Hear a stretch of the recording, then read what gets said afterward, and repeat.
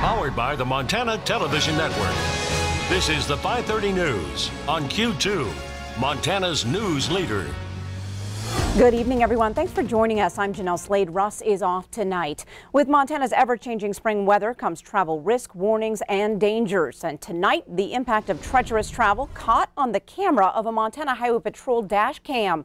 A close call that's serving as a reminder to all of us. Well, the wet mix of snow and rain hit the roads early this morning, catching some drivers off guard. And one close call coming to light tonight involving a driver in Billings coming way too close to striking a man on the interstate working on a stalled vehicle. Take a look at this video captured by Highway Patrol Trooper Calvin Jimerson. This at 7:15 this morning at the King Avenue exit of Interstate 90. As you can see, a semi stalled on the highway and a service worker out helping. Then a Chevy SUV failing to obey Montana's move over law, sliding down a wet highway and stopping just in the nick of time.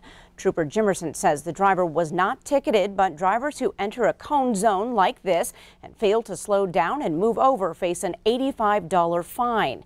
A reminder to all of us that even though spring is here, the weather can still create hazardous driving conditions.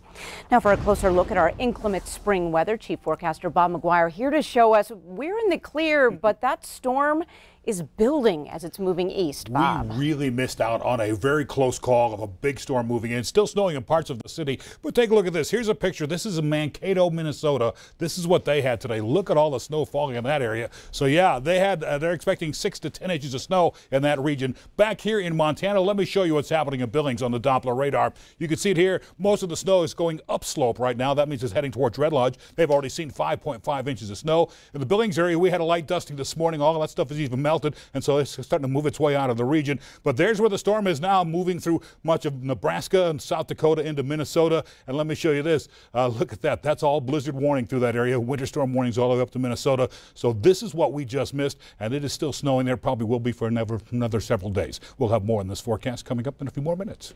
All right, thanks so much, Bob. Well, technology has changed the way we do almost everything. It's no different for Yellowstone County Disaster and Emergency Services, which is turning to new technology to alert you. Q2's Samantha Sullivan has more on the Code Red system. With just the download of an app, emergency alerts will now come right to your phone. If there's a public safety issue, an evacuation order, a flood, a hazardous material spill, a severe weather, those are very typical of the types of alarms that you'll get. This new technology will eventually replace the county's sirens, which Williams says are more expensive and less informative. The sirens don't give you any information, and they only go off for severe weather events. But what if we have a hazardous material or a flood or a criminal activity or any of the other stuff? We have no way of knowing. While the app is convenient for some, you can also register a phone online or sign up with an email address, making alerts accessible to almost everyone. In Yellowstone County, our current siren system only covers 0.7% of the land area. So with Code Red, we're able to reach well over 95% of the people. The Code Red system is free for users, but will cost the city and county about $25,000 a year. Williams says that number is still less expensive than the sirens, which can cost about $30,000 a piece to buy and doesn't include maintenance. In Billings, Samantha Sullivan, MTN News. And Sammy tells us the next county emergency test will happen on April 17th. There will be both a siren test and a test of the Code Red system. Now, to sign up for free, you can find a link in this story on our website. Well, next month, School District 2 will ask Billings voters to pass a high school mill levy for the first time in 12 years. A $1 million operational levy will be on the ballot for a mail-in election on May 8th. District Superintendent Greg Upham told Q2 in February the levy would pay to replace outdated textbooks and tablets. If passed, the levy would increase property taxes $10 on a $200,000 home. Now, a big group behind this campaign kicked off its support publicly late this afternoon. Q2's David J. has more on the big push for Billings kids. David.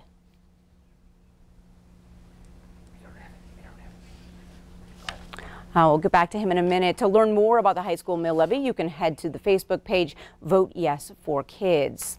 In other news tonight, a robbery this morning left Billings Casino patrons shaken and a cash register short. Shortly after 8 o'clock this morning, police responded to Lucky Lil's Casino on King Park Drive. The suspect, a white male in his late 30s to early 40s, escaped with an undisclosed amount of cash in a dark pickup truck. Billings police say the suspect was possibly armed, but no one was hurt in the incident. An ongoing investigation in Wheatland County is now getting the public's attention surrounding a group of horses allegedly left to starve. Here's some photos sent to us by viewers. The sheriff's office is investigating, and the county attorney's office tells us this has been an ongoing issue for years. The horses are part of a group of roughly 19 grazing in the area of Yellowstone Basin Acres near Shawmut on Canal Road. No one has been charged, but currently the sheriff's office is tracking down the horses and trying to get them care. Efforts to assess the animals started after this last snowstorm. We're told the horses were put there by various owners and left to graze. However, the winter vegetation has left very little for horses to eat.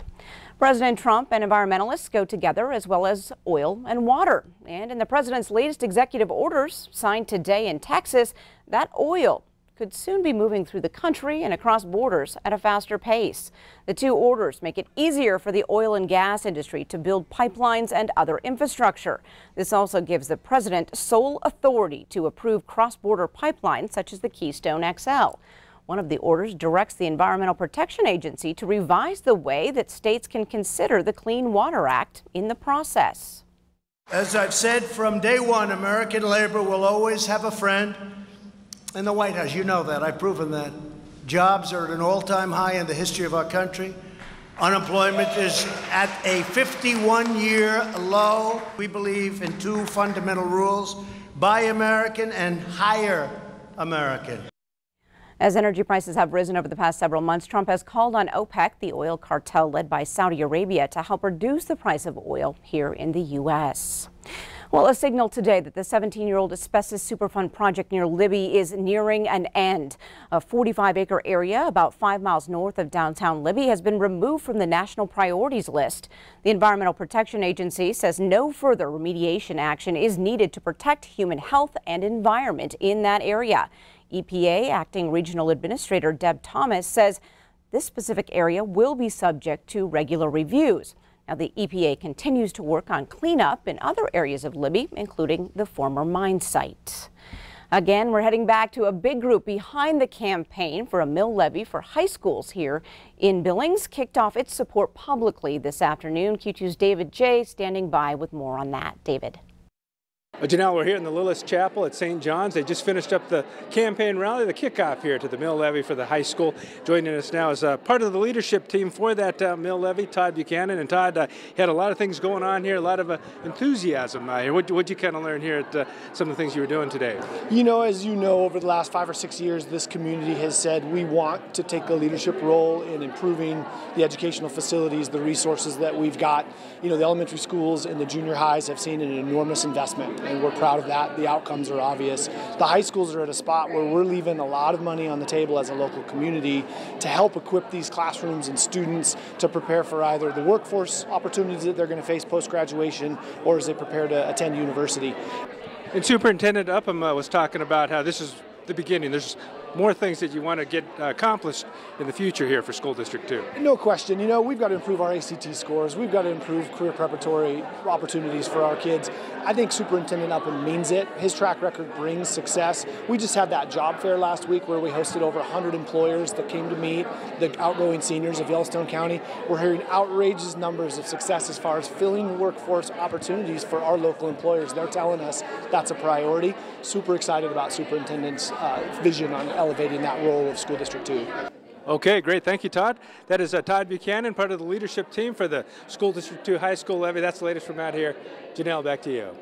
All right, thanks so much, David. To learn more about the high school mill levy for School District 2, you can go to the Facebook page, Vote Yes for Kids.